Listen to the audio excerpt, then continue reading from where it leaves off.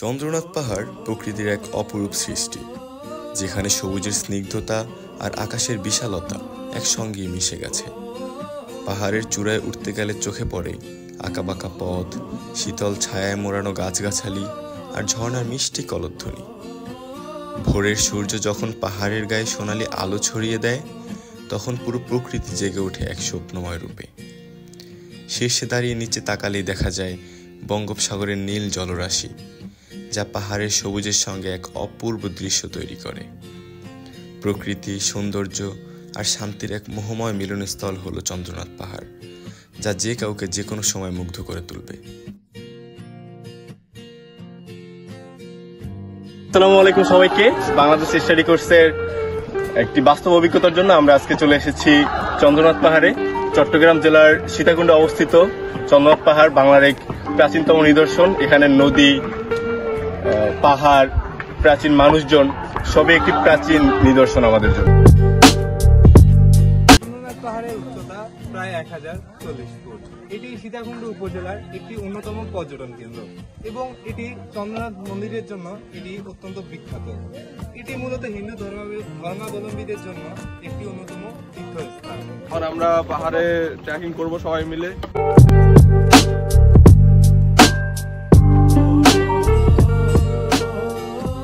আমরা এখন চন্দ্রনাথ পাহাড়ে ওঠার সময় শুরুতেই আমরা একটা মন্দির দেখতে পাচ্ছি। এটা হচ্ছে শ্রী শ্রী প্রমোদেশ্বর স্বয়ম্ভনাথ মন্দির। এখানে প্রথমের দিকে শুরুতে পেলাম। এখন আমরা যাবো হচ্ছে ভিতরের দিকে আগামী দেখবো কি পাওয়া যায়।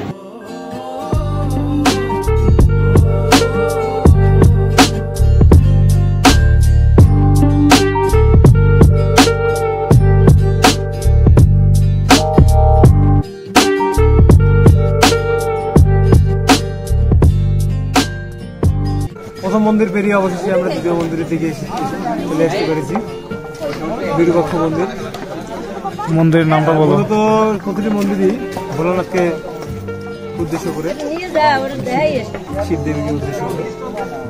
এই মন্দিরে আসার মাধ্যমে আমরা আমাদের ভিতরের অভ্যন্তরীণ খারাপ কল্পনাকে থেকে দূরে রাখতে পারি এবং এত সুন্দর একটি প্রাকৃতিক দৃশ্যের মাধ্যমে আমরা আমাদের মনকে পরিষ্কার রাখতে পারি। চন্দ্রনাথ পাহাড়টি চট্টগ্রামের পশ্চিম পর্বতমালার মধ্যে সবথেকে বড় পর্বত শৃঙ্গ। এখন বর্তমানে আমরা যেখানে অবস্থান করতেছি, এখানে চন্দ্রনাথ পাহাড়টি মূলত পক্ষে ভারতের পশ্চিম যে অংশগুলো আছে সেটার মধ্যে আসাম, ত্রিপুরা হয়ে ফেনী নদীর মাঝপথে হয়ে চট্টগ্রাম উপজেলার সাথে এসে মিশেছে। এর পাদদেশে অবস্থান করতেছে সীতাকুণ্ড ইকো পার্ক। পাহাড়ে ওঠার পথে এক অনন্য অভিজ্ঞতা পাওয়া যায়। প্রকৃতির মাঝে হারিয়ে যাওয়ার জন্য এটি একটি আদর্শ স্থান, কারণ প্রকৃতির চারপাশে একদম সবুজ, ঠান্ডা বাতাস এবং শীর্ষস্থান থেকে যে নিচের ভূমিটা দেখতে এত অপরূপ সুন্দর লাগে, এটা এখানে না আসলে আপনারা বিশ্বাস করতে পারবেন না। দাদা, আপনি তো এখানকার স্থানীয় নাগরিক নাকি? তো নাগরিক হিসেবে আপনাদের এখানকার যে জীবন বৈচিত্র্য সেটা আমাদের সামনে